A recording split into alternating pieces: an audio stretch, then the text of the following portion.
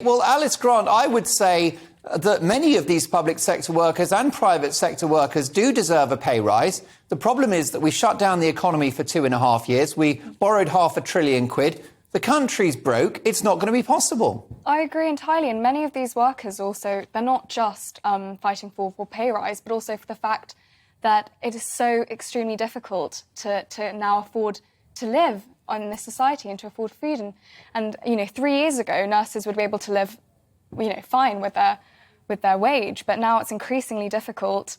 And of course, they're demanding a pay rise when we have a cost of living crisis and energy crisis, and this is caused ultimately by the government and their mismanagement. So I agree in what's been said. I think it's very clear that the government has a large hand in this, especially with the COVID lockdown, which destroyed so many businesses and impoverished us further. And now with more push towards a net zero agenda, which is going to further impoverish us. And ultimately, I think things need to change coming from the top, because it is us, the ordinary people, who are suffering.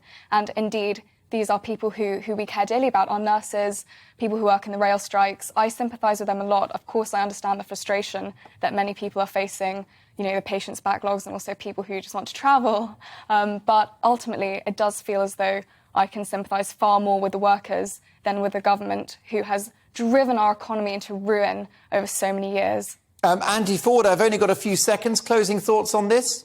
Well, it's very difficult to legislate when people are passionate about what they believe. I mean, that sounds a bit totalitarian to me.